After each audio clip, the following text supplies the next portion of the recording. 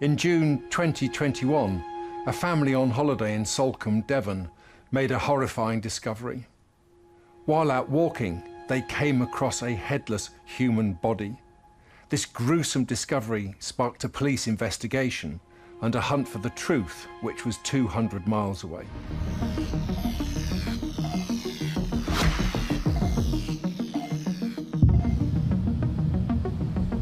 Salcombe is a very quiet seaside village. It's very picturesque, it's very beautiful, it's popular with holidaymakers.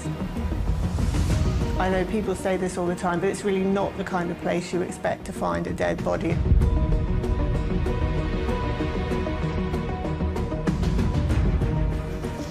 A family was out for a walk and they were walking along a footpath and they saw what they thought was a doll or a mannequin by the side of the footpath.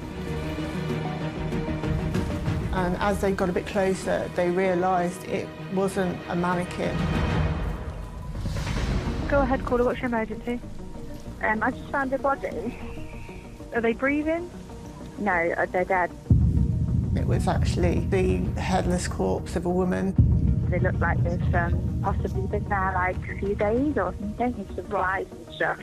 It was a gruesome discovery for the family. You would have a sense of unreality. It would have been pretty hard for the family, particularly as the head was missing.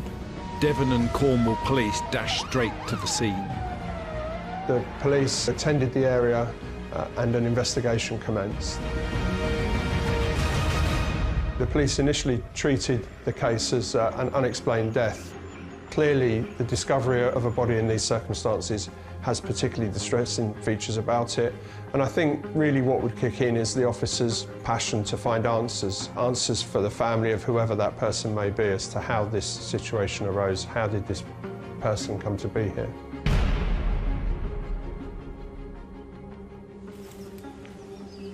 Scenes of crime officers were called to the location. The next steps for the police are to cordon off the area, ensure that it's secure and that no more contamination can be made from people entering the scene. That would allow them the time and space to conduct a thorough investigation, looking for any evidence that would indicate why the body came to be where it was, who might be responsible.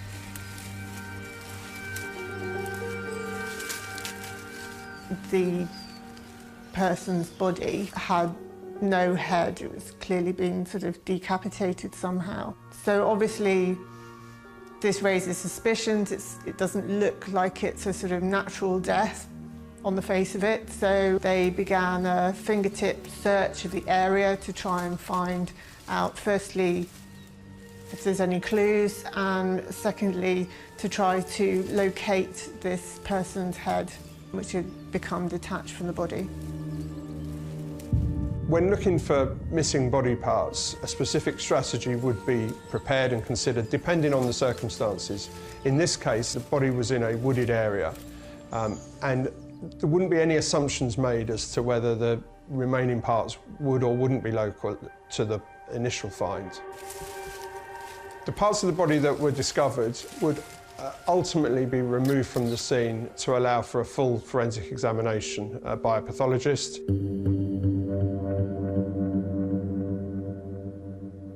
The headless body showed extensive decomposition. It had clearly been outside, but no one knew for how long. The first question that needed answering was, who is this? There was enough soft tissue remaining to identify that this was a female. And what even partial remains like this can provide is an approximate age of the individual. A common affliction for older people is arthritis, which is a wear and tear effect on the joints. And the chances are, if we're looking at fairly advanced arthritis in the body, we're dealing with an older person. Another telltale clue was osteoporosis in her ribs, a condition that reduces the density of the bones, making them fragile and breakable. After the menopause, women produce less estrogen that's needed to generate healthy bone tissue. So this deterioration of the bones is a sign of older age. In this case, The post-mortem revealed that this was the body of an Asian woman who was likely to be in her 60s at the time of her death. So how did this woman end up in this Devon seaside town? There was only one way for investigators to find out. The next step in this investigation, in fact any investigation, is to identify the victim, identify who the body is, because only by doing that really can there be a real focus to the next stages of the inquiry. From the little that they had to go on, they knew it was a person of Asian origin, so then they would look on missing persons lists and that kind of thing, you know. But they would have to establish their identity, really, to get anywhere with this. It's likely that the first consideration would be that is this the body of a local person? It's unusual for people to travel long distances to deposit a body somewhere unless they have good cause to do so. So if this was a deposition site, as it presented, then the chances are that the initial focus would be on local lines of inquiry.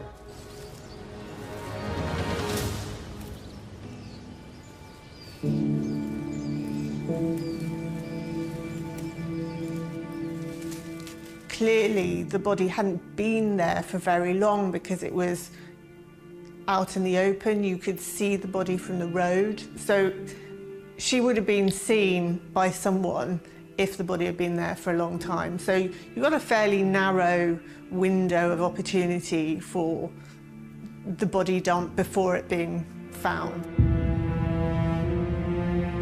From there, the police are able to conduct house-to-house inquiries, ask the local community if they've seen or heard anything, but also, very importantly, checking CCTV cameras on people's houses and ANPR traffic cameras in the area, just to try to locate any potential suspect vehicles that might have been used to transport this body and dump it just on the other side of a low wall near a footpath. With few clues to go on initially, the police turned to the press. The local police force put out a public appeal through the media asking anyone who might know who this person was or anyone who had any information at all that could shed light on what had happened to get in touch with them and talk to them and make a statement and help them solve this puzzle. I think it would have been very worrying. You know, you've got an extremely concerned local community who are, you know, desperate for answers, and you have the pressure of the national media descending on this quiet community, also looking for answers.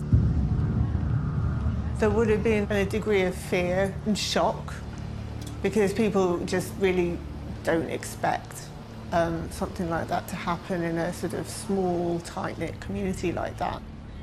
It's like a horror story on their doorstep in this beautiful spot down in Devon, and where they have tourists, holidaymakers coming. So this is the last thing that you'd want. With a potential killer on the loose in the height of the holiday season, investigators needed a breakthrough. For people to sort of start looking at their neighbours and wondering, you know, it must have been a very sort of frightening, tense kind of time, because obviously until you know otherwise, the assumption is that this is a local crime, which would indicate that the perpetrator is also local. Every day, you know, this person wasn't identified. The pressure on the police is increasing, and also the concern and worry of the local community is going up. It was a complete mystery.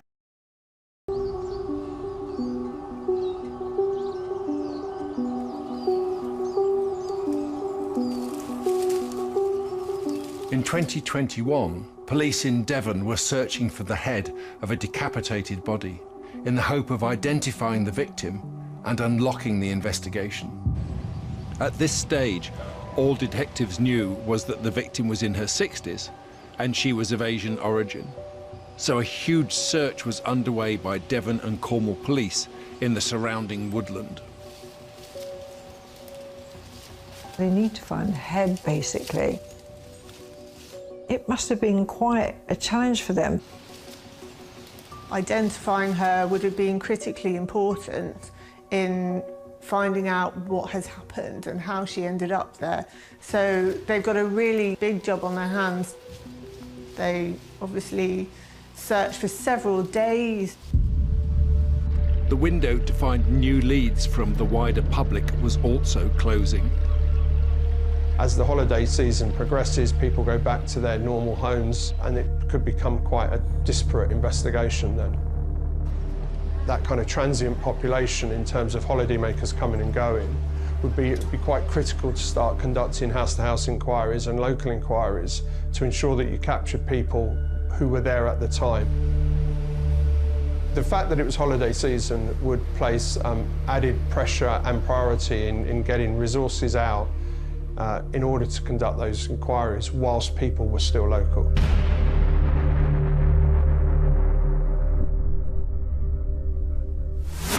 Suddenly, police made a breakthrough. 4 days into the search, approximately 30 feet away from the original find, police search officers recovered the head of the body. This is a really significant find for the investigation. Firstly, it kind of completes the puzzle in terms of, is this the only scene? Attention can now be drawn to identifying who that victim was. But unlike the body that had been discovered a few days before, the head was very, very badly decomposed. It was effectively a skull. The first thing to determine is whether the head and the body have a physical fit. And in this case they did, showing that they'd come from the same person. The head was said to be defleshed, a bit like this. But when human remains are left out in the open, insects and animals begin to destroy the soft tissues very quickly, making identification much more difficult. But if animals were responsible, it's unlikely this skull would have been so cleanly defleshed. And the headband the woman wore wasn't disturbed, suggesting the flesh had been stripped by a human. The way in which it had been defleshed up to the headband, that's a deliberate act, obviously. Seeing a body in this situation, there's probably a strong motive. Whoever did this had a strong motive to do so. It's unlikely to be a random attack, a chance meeting, that kind of incident or that kind of offence. And then the police would know they are looking for a very sadistical killer. Very dangerous person, obviously. Detectives knew they had a murder investigation on their hands. DNA samples from the now complete body were compared to police missing persons records to identify their victim. DNA tests confirmed this was a 67-year-old woman, Mi Quen Chong, also known as Deborah Chong. Deborah Chong was born in Malaysia but had lived in the UK for many years. She was a retired lady. Deborah had been reported missing from home by a lodger from a home in Wembley in London.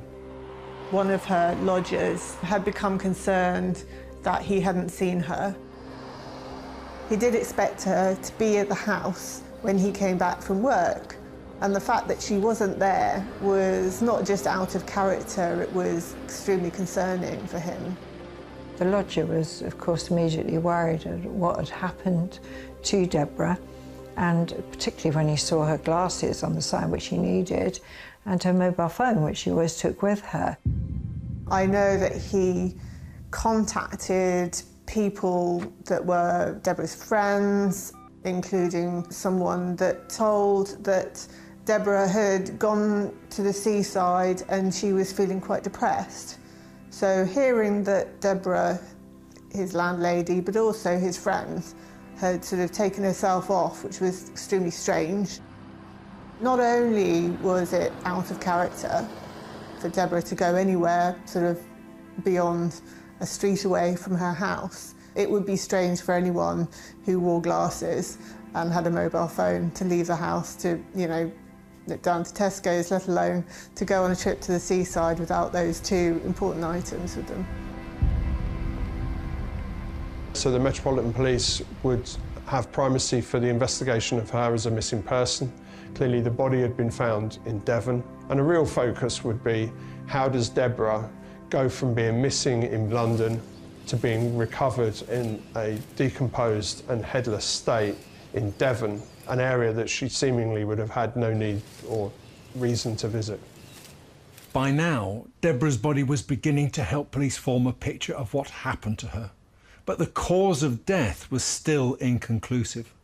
A closer look at her torso revealed multiple broken ribs, but there's no evidence of bruising that would suggest these were caused by a weapon or a sustained attack.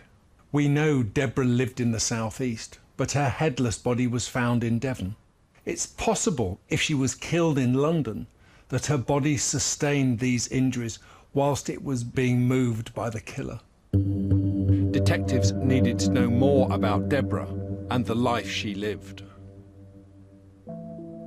They need to find out all about her life. That's how you find a killer. So they've got to look where she's from, what her circumstances are. Deborah Chong first came to Britain as a student. She was on a student visa and she went to study at Huddersfield Technical College. And it was while she was studying there that she met her husband, and they settled down together. And, you know, by all accounts had a very happy and loving marriage. But unfortunately, he died a few years before Deborah, and she was hit very hard by the grief of losing him, and it affected her health. And then in 2021, her sister died. This had believed to have triggered a decline in her mental health. Deborah was vulnerable. Deborah had schizophrenia and she was on medication for that. Perhaps because of the problems and the suffering that she'd gone through, she was very kind-hearted towards others and wanted to help people, especially people who were struggling for one reason or another. And if she could help them, either financially or in terms of support, then she certainly did. And there's several examples of how she took people in, gave them a roof over their heads, didn't ask for rent, and really made it her mission to look after others. Deborah was a devout Christian and was known to be very generous, generous with her money, supporting homeless charities, homeless people. And that vulnerability is something that perhaps got preyed upon at times. As detectives dug deeper into Deborah's past, one name kept coming up. 36-year-old osteopath Gemma Mitchell, who Deborah befriended at her church. Deborah befriends different people at the church, but particularly Gemma. Gemma's a lot younger, you know, she could be her daughter in age. Also really a devout Christian, and they seem quite close for a good while. Gemma Mitchell came to the attention of investigators as someone who had been in regular and recent contact with Deborah. And they had started to spend increasing amounts of time together. We know quite a bit about Mitchell. She studied osteopathy, and then she set up her own practice. After many years away in Australia, she moved in to the family home with her mother. It was a huge family house, and it had been in the family for many generations, but over time it had become rather dilapidated and it was in dire need of renovation. It needed hundreds of thousands of pounds spending on it just to sort of make it habitable again. This sorry state of affairs dated back to 2016, when Mitchell's mother instructed a firm of builders to do the work and paid them her entire life savings. The first builders she paid £135,000 to, but that builder then went bust. So Gemma Mitchell took over managing the project, and Mitchell found another firm of builders, and she gave them £100,000 and had promised more, but the money never materialised. As a result, the second builder left the site, and this left the house in a state of disrepair with the no roof and a tarpaulin cover. Having this project sort of half done had put Mitchell in a terrible situation, and I think she felt responsible as well, having promised her mother that she could do this project and could be trusted with it, and everything was just going horribly wrong. And by this point, I think she was getting really quite desperate. And she knows that Deborah has money, and so she asks her if she'll loan her some. And Deborah, being a very kind lady, agrees to that. Deborah agreed to give Gemma a massive £200,000 loan. Deborah initially offered to support her on the condition that the house would be used for Christian worship. Because Mitchell was so desperate, you know, she accepted all the terms and was just keen to get moving and prove to her mother that she could actually do this. But Deborah Chong soon had a change of heart. Something rang alarm bells, and she thought, this is just going to be a bottomless pit, this house. So Deborah perhaps thought best to cut her losses, tell her friend Gemma the truth, that she wouldn't be able to give her that money. She wasn't willing to do that. Gemma probably felt let down, and that could have built up a lot of resentment. Things seemed to go from bad to worse. She was extremely angry. In June 2021, police were investigating the discovery of a decapitated corpse with its head discarded close by. It had been brought 200 miles from the victim's home in London and dumped in woodland in Salcombe in Devon. 67-year-old Deborah Chong's decapitated body was about to reveal more secrets about her gruesome murder. Having the head recovered was very important because so far, apart from the obvious decapitation, there was no clear sign of violence that might be a cause of death. Having the complete body means that a pathologist can do a proper post-mortem and look for possible injuries.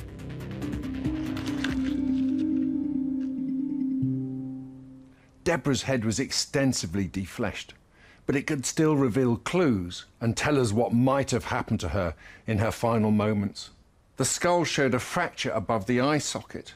Now, the bone here is about 1 centimetre thick, and the fracture of this part of the skull indicates major blunt force trauma associated with the use of a weapon. But no weapon was ever recovered. Would this blow have been enough to kill Deborah before she was decapitated?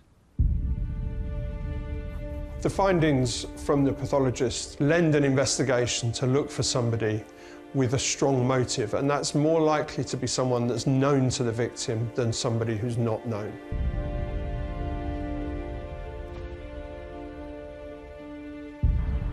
During a search of Deborah's home when she was reported missing, police found Gemma Mitchell's number stored in the mobile she left behind. Whilst Deborah's disappearance was being investigated by a local missing person unit, officers on that team had conducted inquiries that had led them to contact Mitchell to ask if she knew anything about Deborah's disappearance. And she does in fact reach out to the missing persons inquiry and say that she will come and talk to them about what's happened. And on the 29th of June, and followed up with an email on the 30th of June, Mitchell had left a message for the officers conducting the missing person investigation to the effect that she knew that Deborah had intended to spend some time away visiting family by the coast. This was the last time police ever heard from Gemma Mitchell. But while scanning Deborah's mobile, they uncovered a string of texts about her £200,000 loan. Deborah had sent a text message to Mitchell shortly before her death, indicating that she had changed her mind and she was going to withdraw her offer of financial support for the building work. Having promised Mitchell that she would give her all this huge amount of money to help with the renovation project, suddenly, out of nowhere, she's saying, no, I'm not going to do it, or you know, she's starting to back out of this scheme that Mitchell thinks is already set. This had clearly angered Mitchell. While Mitchell was now on their radar as a suspect with a motive, detectives had been investigating Deborah's last movements. There would be some priority lines of inquiry that would centre around her home address. It was the last place she was known to be. These lines of inquiry would include the recovery of CCTV, whether that be from shops or restaurants or from people's private doorbells, as well as house-to-house inquiries conducting various visits to different addresses in the locality to establish if anyone had seen or heard anything. What police found was truly startling.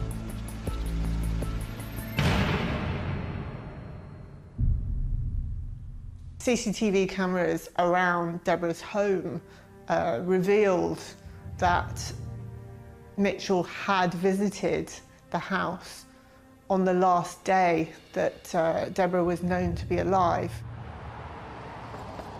CCTV evidence showed Mitchell arriving at Deborah's house with a large blue suitcase. The suitcase appeared to be quite light and easy to manoeuvre and probably empty when she arrived.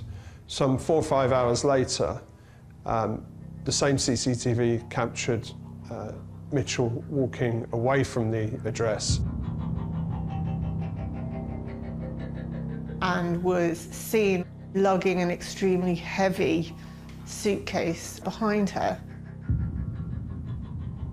In fact, she was carrying 2 suitcases, but one was extremely heavy, and it was so heavy she was really struggling to pull it along the street. Detectives came to one conclusion. It was Deborah Chong's body being carried in that suitcase. She was wheeling the suitcase around town for at least 2 hours, which shows up on CCTV. Clearly she was panicking, trying to get a taxi to pick up this suitcase with poor Deborah in it. It's quite an unusual way to carry something out, and shows that she wasn't fazed at all, not fazed by what she intended to do. Mitchell seemingly went off the radar until 2 weeks later.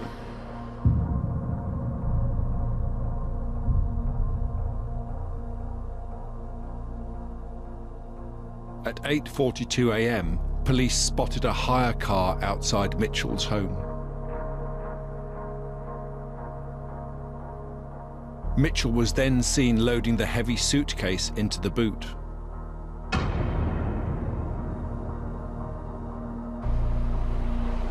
Then ANPR traffic cameras tracked her on the motorway heading to Devon. While she's driving down to Devon, she suffers a blowout on the car, so one of the wheels is very badly damaged, and she's forced to pull into a petrol station to seek help. And it's a very weird, sort of erratic kind of scene where she's sort of knocking over things outside the petrol station shop, and people are sort of looking around and wondering what on earth is going on, and she seems quite sort of dazed and confused, and eventually somebody helps her and a repairman comes round and they get the spare wheel out to change the wheel. And he said, you know, he noticed a weird musty smell in the back of the car, and it was something that he'd never smelt before. It was just a sort of slightly strange thing, and, you know, it makes you wonder if he picked up on something, if he picked up the smell of the body or something. She was told by the repairman that she really shouldn't be driving on this spare wheel for very far. She'd initially said that she wanted to drive to Penzance or Land's End, but she's told, no, that's not a very good idea. So from there, she only drives a very short distance because this is just outside Salcombe. So really, whether Salcombe was her initial destination seems quite unlikely. More CCTV was recovered, which showed that a grey Volvo hire car that was being used by Mitchell on the 26th of June was captured on CCTV driving along Bennett Road. This is the area immediately next to the deposition site where the body was found the following day. As the pieces of evidence started falling into place, it was time to confront Mitchell with the proof.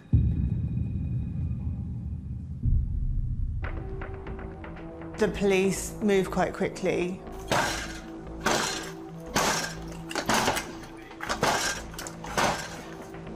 Police!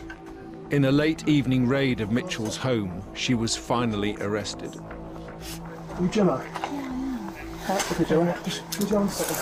They took her into police custody. All right, Gemma, at this moment, I'm arresting you on suspicion of murder. OK, you don't have to say anything, but you may have a defence if you want to mention one question, something which you later rely in court. Anything you do say may be given evidence, OK? They raid her property and seize any items that they thought might be key evidence in the case. In a search of Mitchell's house, police uncovered a whole load of financial documents belonging to Deborah. Firstly, there was a will that had been written out in Mitchell's favour, which they examined and discovered was a complete fake.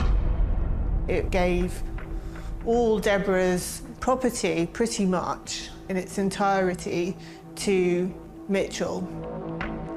So that's extremely suspicious in itself, and I think the value of Deborah's home was around about £700,000. So it's a not inconsiderable amount of money that Mitchell could have claimed. Some other items that were recovered during the search were a phone and a passport that had belonged to Mitchell's next-door neighbour who had passed away in the months prior to this incident.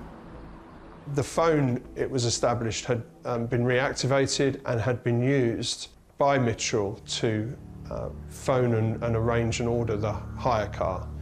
And it's believed that the signature on the passport is what had been copied and used as a witness signature on the forged will.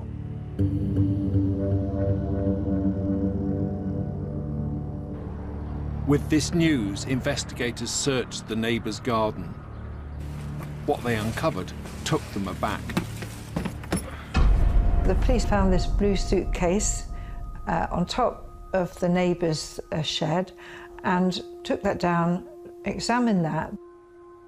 The large blue suitcase, which they knew had been caught on CCTV cameras. You would imagine, if indeed it had contained the body of Deborah, would be covered in DNA evidence and forensic evidence. But there was very little on it, and there was no usable DNA retrieved from it at all. It seemed the suitcase had been washed thoroughly, but it still contained forensic secrets. Inside one of the pockets on the large blue suitcase, the police retrieved a tea towel, and that tea towel appeared to have blood on it. And that was examined and found to contain the DNA from Deborah. 67-year-old Deborah Chong was found decapitated. Her skull was also discovered completely defleshed. Police investigating the killing of Deborah Chong now had good reason to suspect Gemma Mitchell. CCTV showed the devout Christian Mitchell leaving Deborah's home with a heavy suitcase that police suspected carried her body. Then Mitchell was seen putting it in a hire car and taking it to Devon. That same suitcase was later found containing a tea towel with Deborah's DNA on it. And in a late evening raid, Mitchell was arrested. Right, Gemma, at this moment, I'm arresting you on suspicion of murder.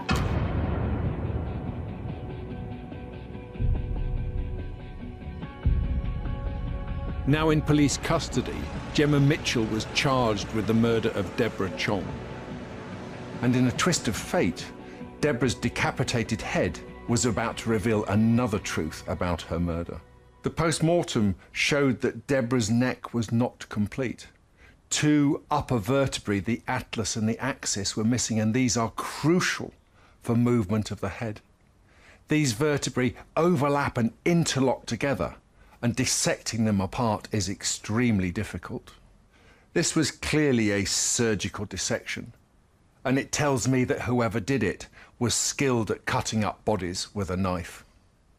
Now, Gemma Mitchell had studied anatomy and dissection as part of her training as an osteopath. In fact, she was so skilled, she'd won a prize for anatomical excellence. Mitchell had obtained a BSc in Human Sciences from King's College London. She's a very bright woman and academically quite successful. And one of the particularly pertinent things that was on her website was that she had gained particular expertise in the dissection of cadavers as part of her training to become an osteopath. So when it came to dissecting Deborah, that was quite easy for her. To actually have defleshed her face right up to her hairline, shocking. There's no reason for her to have done that other than a sadistical motive, you know, that she wanted like some kind of revenge, and she was going to do what she could to extract that from this poor woman in death.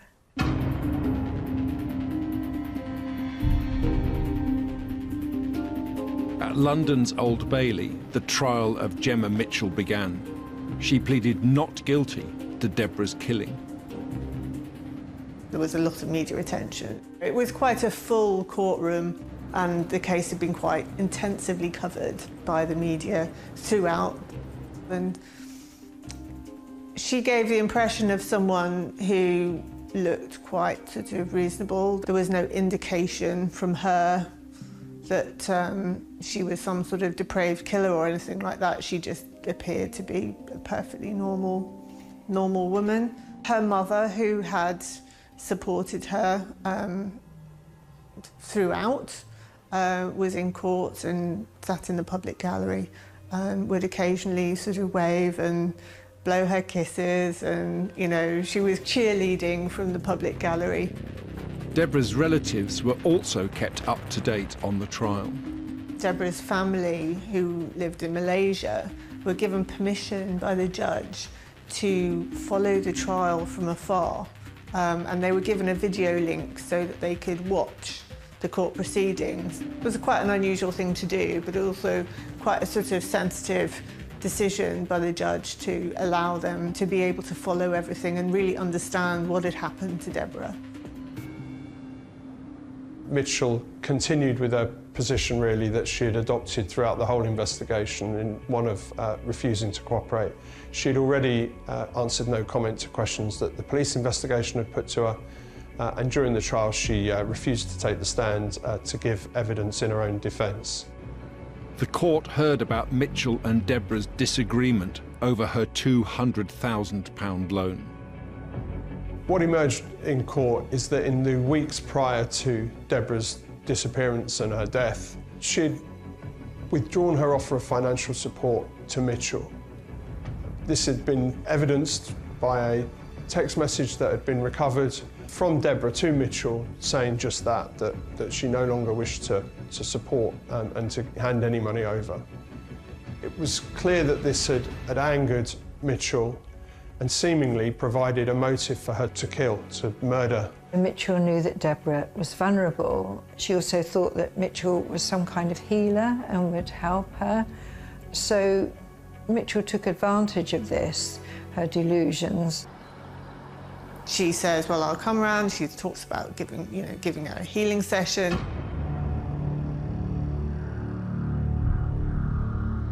Mitchell had clearly made her mind up before she even went round to Deborah's house that she was going to kill her.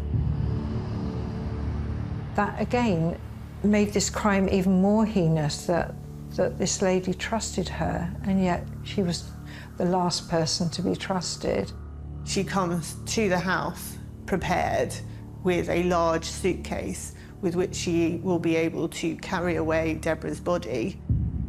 And inside the suitcase, there is a sort of suggestion that she would have taken with her whatever weapon she used to attack Deborah with. Because in all the searches of Deborah's house, there was no sign of a murder weapon. So the assumption was by the prosecution that not only did she take the suitcase with her, she also, inside the suitcase, would have taken, was effectively a murder kit with her. The fact that Mitchell turned up at Deborah's house with a suitcase and then went inside, her friend must have thought she was coming to see her, and then carried out this horrendous assault on her, and then proceeded to dissect the body and decapitate her and broke her ribs, actually, as she pushed her into this suitcase. I mean, firstly, it shows she has clearly no empathy and an awful lot of contempt for her friend, but also that this was a crime that was planned, completely planned. But the surgical removal of Deborah's head finalised the prosecution's case against Mitchell. What was really important was the findings from the pathologist that indicated that that procedure had been conducted with a degree of expertise by someone with some training. Once that is overlaid with the CCTV evidence, the only real conclusion that can be drawn is that Deborah was murdered by Mitchell.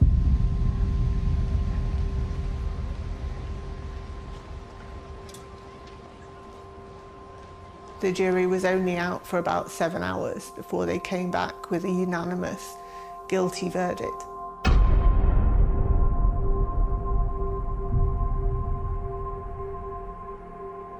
In the UK's first ever televised murder sentencing, Gemma Mitchell heard her fate. You have shown absolutely no remorse, and it appears that you are in complete denial as to what you did. The sentence of the court is one of life imprisonment, and the minimum term of imprisonment that you will, in any event, be required to serve will be 34 years. So that would mean that Mitchell would be in prison, you know, well into her old age, and she might even die in prison. The judge found that it was a particularly shocking case, particularly considering the religious beliefs of Mitchell. Could you please take the defendant downstairs?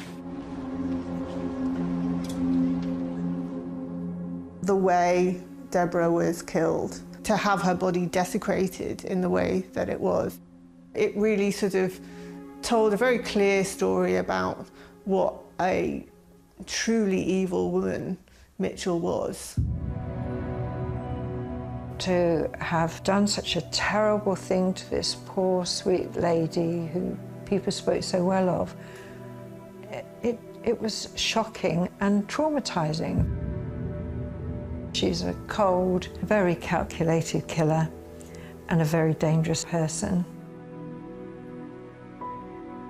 Deborah Chong was a kind friend to Gemma Mitchell, who paid for that loyalty with her life. Despite claiming to be a devout Christian, Mitchell killed her friend in the most gruesome way. She severed her head from her body with clinical precision and attempted to dispose of the remains hundreds of miles from the murder scene. And all for financial gain. But in the end, Deborah's body revealed the truth about her murder and put her killer in prison for a very long time.